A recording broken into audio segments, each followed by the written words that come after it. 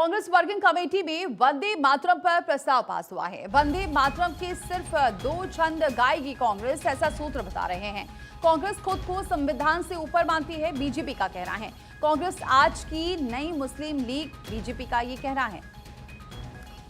तो ऐसा सूत्र बता रहे हैं कि कांग्रेस वर्किंग कमेटी में वंदे मातरम पर प्रस्ताव पास हुआ है और प्रस्ताव ये पास हुआ है कि वंदे मातरम के सिर्फ 2 छंद गाएगी कांग्रेस, ऐसा सूत्र बता रहे हैं। तो कांग्रेस खुद को संविधान से ऊपर मानती है, ऐसा बीजेपी का कहना है और कांग्रेस आज की नई मुस्लिम लीग है।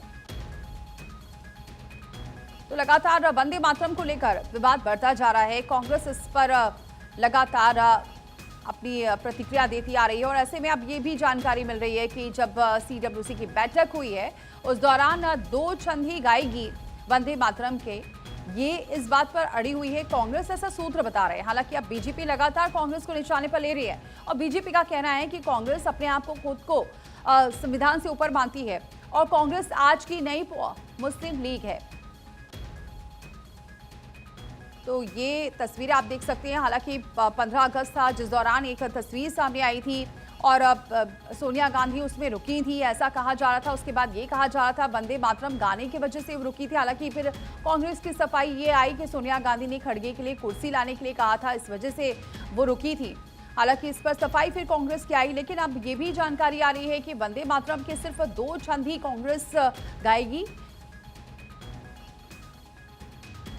स्पष्ट रहा है पहले दिन से।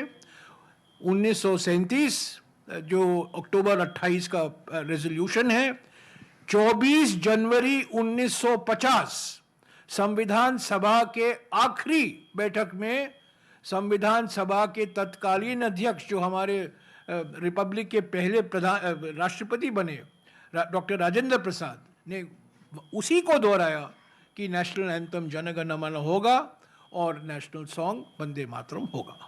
कांग्रेस पार्टी ने साबित कर दिया कि उनके लिए पार्टी देश से ऊपर है, इसलिए देश के संविधान के द्वारा प्रदत्त शक्ति के साथ संसद से पारित कानून से बड़ा है उनका कार्य समिति का प्रस्ताव। और वो भी कब? गुलामी के कालखंड की कार्य समिति, 1937 का प्रस्ताव। और वो भी कौन सा प्रस्ताव?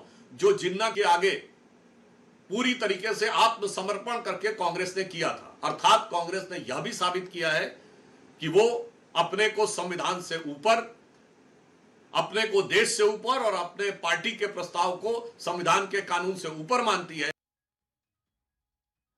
और गौरव हमारे सहयोगी सीधे जुड़ चुके हैं इस खबर पर। गौरव, एक तरफ तो कांग्रेस संविधान का ही हवाला दे रही है और दूसरी तरफ अगर बीजेपी की बात करें तो बीजेपी कह रही है कि कांग्रेस आज की नई मुस्लिम लीग बन रही है।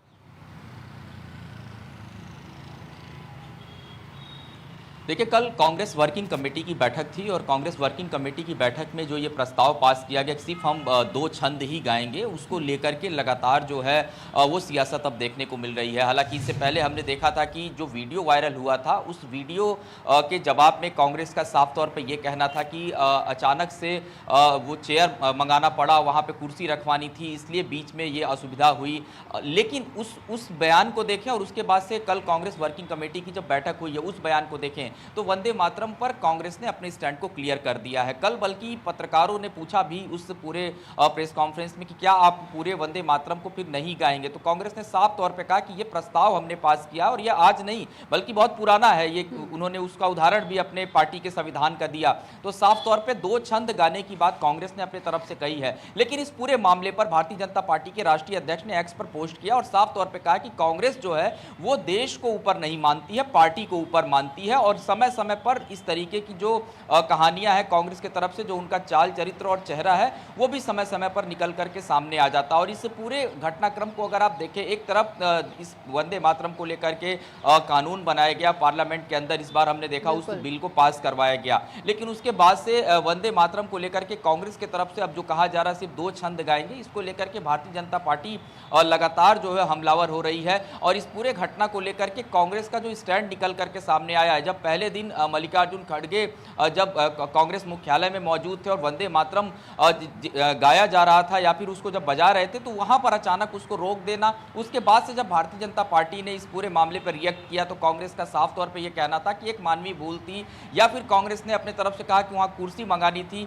इस तरीके की बातें कांग्रेस की तरफ से की गई और उसके कुछ दिन बाद क्या ये भी माना जाए कि कांग्रेस भी कंफ्यूज उसमें है? गौरव, क्या ये माना जाए कि कांग्रेस भी कंफ्यूज है?